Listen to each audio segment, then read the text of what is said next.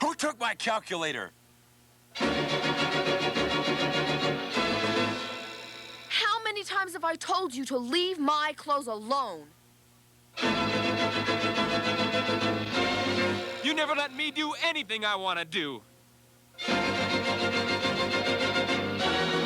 But it isn't Shabbat for anyone else. This is crazy. Get off my back. I just don't care about school. Can't you understand that? You little kids get out of my room and stay out. It's your job to wash, and we're all waiting on you. Now get going!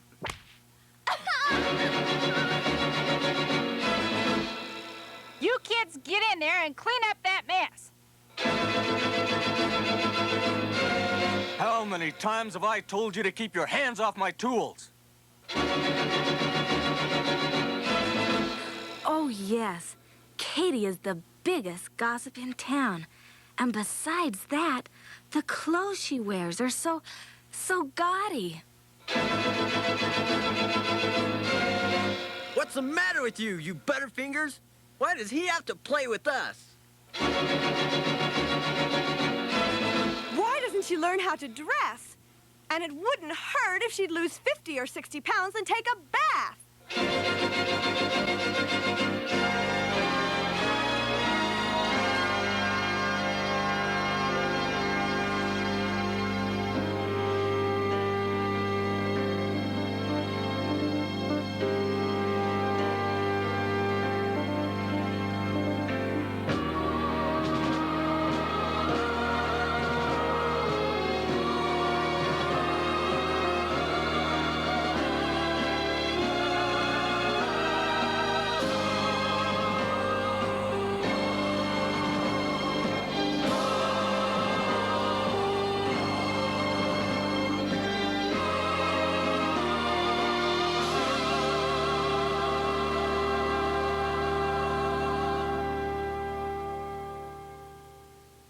And they worked so hard at it, they actually established Zion just the way it is supposed to be. All the prophets have had that goal in mind, but only a couple were able to achieve it with a very large group. It happened in America, right after the visit of the Lord to the Nephites. The other major successful case of Zion being established is the one we're going to be discussing today.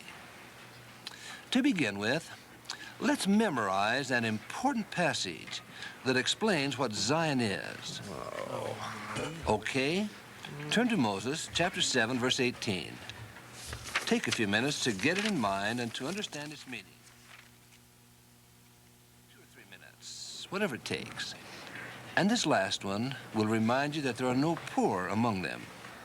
And the Lord called his people Zion because they were... Hey, that's great. 5 minutes and we'll all have it memorized.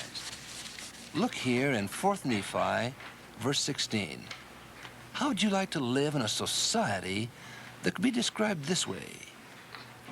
And surely there could not be a happier people among all the people who had been created by the hand of God. Now, let's take a closer look at Enoch. Turn again to the 6th chapter of Moses. When Enoch started out, what were the people like?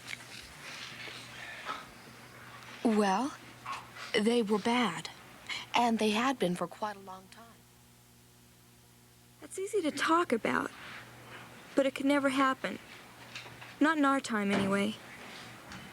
Why not? Why can't it happen? Not only in our time, but right here. Because it can't. That's why. I think it can, and I think it should. Oh, yeah? That's easy to say. But you don't know what life's all about. And I suppose you do. Well, I know a lot more about life than you do. Do you, Marcy? We all seem to think we know so much, don't we? My blindness has taught me a lot, but I still have a lot to learn. Hey, wait a minute. We're not going to solve anything this way. Brother Kessler, I've been thinking all through this lesson, and it seems to me that even with all the problems we have, we're probably still not as bad as the people Enoch worked with. Oh, I'm sure you're right. Not nearly as bad. Then why can't we establish Zion right here? Hey, that's a great idea. We could all go home and start tonight, right with our own families. No, that's not what I meant. It's not? Well, what did you mean? I mean right here in our class. I still don't understand what you have in mind. I do, but it would never work. Why do you guys get so excited about nothing? Marcy's right. I guess I'm slow today. Allison, tell us more. Well, I don't know exactly, but... Well, it seems to me that we should be able to start right here in class. Well, I agree that it can't happen at home. Sure it can, but maybe not yet. Why don't we just get on with the lesson?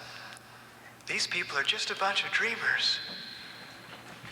I think maybe what Allison is saying is, let's start here in class and see what happens. Then maybe we can work on our homes later. Yeah, maybe that would work. Yes, maybe it would. Let's go back to our description of Zion. What were the characteristics? Calvin? One thing was that they were of one heart. Okay, that's good. Lisa? There were no poor among them. Good. Let me jot those down.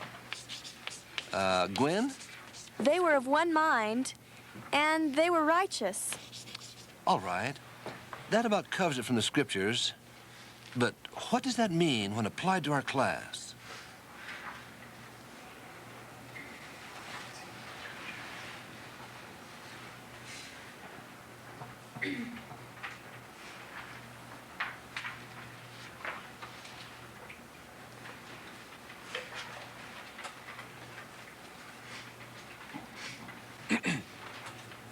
Justin, what do you think?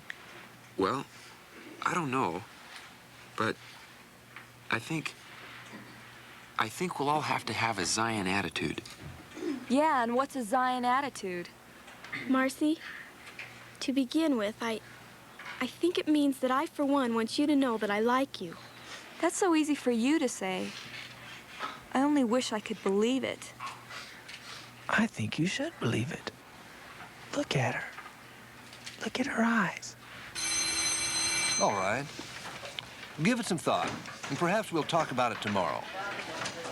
Well, they can talk all they want, but I don't want to be included. They wouldn't include me anyway.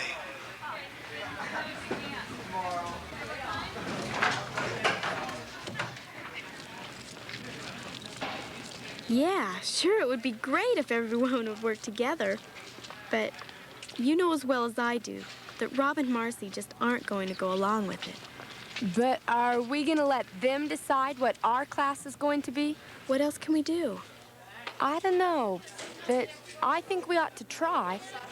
And I'll tell you why. I'm tired of kids like Rob and Marcy ruining every religion class I'm in. When are we going to do whatever we have to do to have a good experience in seminary?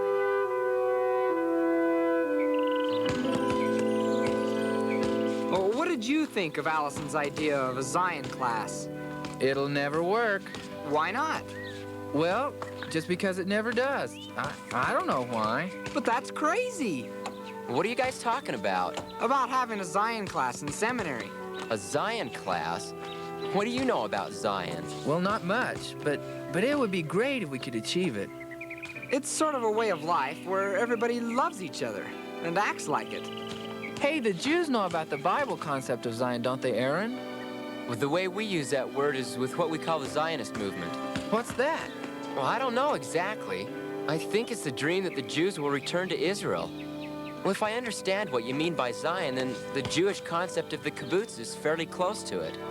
A kibbutz? Well, yeah, that's where a group of people with common goals get together and work to achieve those goals. What's being done all over Israel today.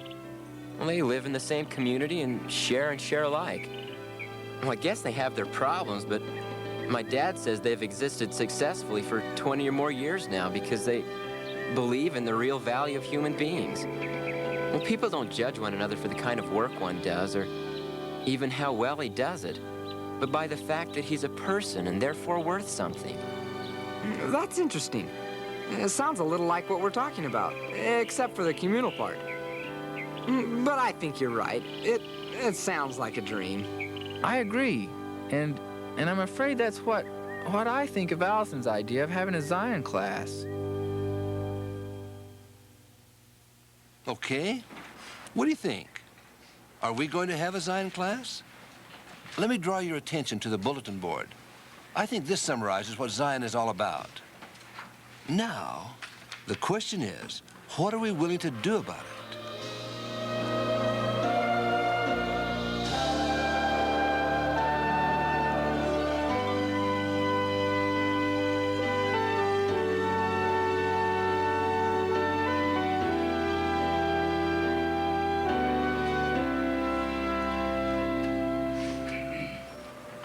Well, if no one else will speak, I will. I think we should do it. If Enoch and the people then could, why can't we? At least we could do it for an hour a day, right here in class. And who knows where it might go from there? Yeah, who knows where? Like in the junkyard. Yeah. And we must dedicate ourselves not to let anything stand in our way. Nothing at all. All right. What'll be different about our class? Well, to begin with, I think we should come with a happy attitude. Some way we have to be willing to like each other. I agree. I want to like everyone. And to be honest, I want everyone to like me. And we have to love our Heavenly Father. If we did, I think our prayers, our singing, and everything will get better. But our love will have to be sincere, or Rob is right, and we won't have a Zion class. I haven't said anything yet, but, well, I truly want to see this happen. And as I look at all of you, well, I think we can do it. So do I. Let's try. Sure we can. Where shall we begin besides attitude? Well, with devotionals. Well, with class discussions. With honesty on tests. With learning our scriptures willing and well. And bringing our scriptures, and marking them neatly. That's another thing. I think we should be more careful about the way we treat our scriptures. You don't know just how much I wish I could say mine. And respecting each other and not leaving anyone out.